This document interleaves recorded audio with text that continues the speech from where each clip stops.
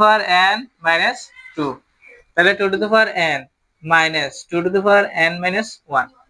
এবার দেখো এখানে বেস দুটো কি একরকম? বেস দুটো একরকম? এখানে বেস দুটো একরকম, তাহলে একরকম হলে আমরা দুটো বেস থেকে একটা আনতে পারি। এখানে তো আর কোনো কাজ নাই, এখানে কোনো কাজ নেই, ঠিক আছে? তাহলে এবার আমাদের হচ্ছে যে 3 2n মাইনাস বেস দুটোতে কয়টা পারে কিটা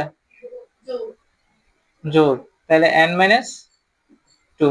তাহলে এখানে কাটাকাটি যায় না, কে কে কাটাকাটি যায়? প্লাস মাইনাসে এই দুইয়ের সাথে এই দুই কাটা, ঠিক আছে? তাহলে এবার আমাদের এখানে বাকি আছে কি 2 to the power n minus 2 to the power n।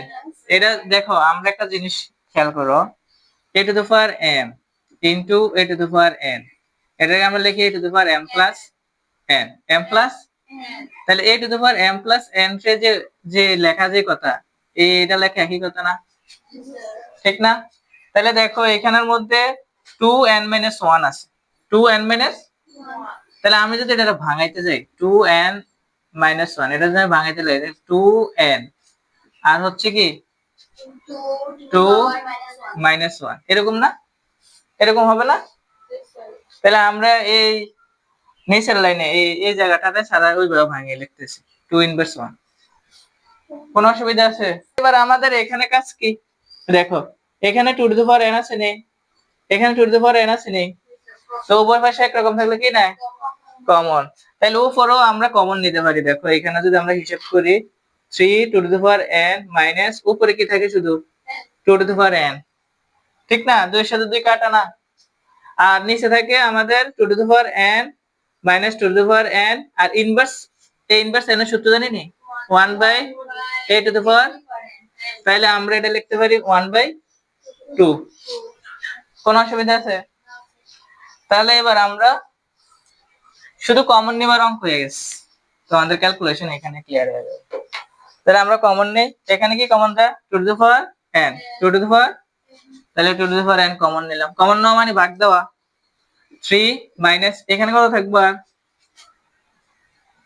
এখানে 2 to the power n common নিয়ে আনিছি 3 লিখছি, তা মাইনাস এর মাইনাস লিখছি, তারপরে কত লাগবে 1 লিখলাম, কারণ এই 2 টু দি পাওয়ার n এর সাথে 2 টু দি পাওয়ার n ভাগ দিলে কত হয় 1 হয়, এই কারণে 1। ভাই অন্য বুঝে না কেন, এই দেখো 2 to the power n 2 to the power n যদি ভাগ করি 1, আর যদি 2 টু দি পাওয়ার n ভাগ 2 টু দি পাওয়ার n, তাহলে বেস কয়টা আছে দুটাতে একটা, ভাগের সময় পারে পারে বিয়োগ, তাহলে 2 টু দি পাওয়ার 0 এর মান কত 1। এবার ক্লিয়ার নেই, এই কারণে 1 হইছে, কি কারণে এখানে 1 হইছে, কনসেপ্ট ক্লিয়ার রাখবা। তাহলে নিচে আমরা আবার সেম ভাবে কি 2 to the power n common নিতে পারি, তাহলে এখানে কত হবে 2 to the power n common নিলে এখানে কত হবে 1 হবে, 2 to the power n common নিছি, 2 টু দি পাওয়ার n দ্বারা 2 টু দি পাওয়ার n ভাগ দিলে 1, মাইনাস এর হাফ এর হাফ, তাহলে এবার 2 টু দি পাওয়ার n 3 একে সরি 3 এর থেকে গেলে আর কত থাকে 2, আর এইদিকে এটা তো কাটাকাটি দিয়ে দিতে পারতাম 2 টু দি পাওয়ার n আর 2 একে 2 মাইনাস এর মাইনাস 1 এর এটার সাথে এটা, তাহলে এখানে 2 বাই 1 বাই 2, তাহলে এটা ভাগ আছে, এটা থেকে গুণ নিয়ে নি 2, 2 গুণে কত 4, এটা হচ্ছে আমাদের কাঙ্ক্ষিত অ্যান্সার।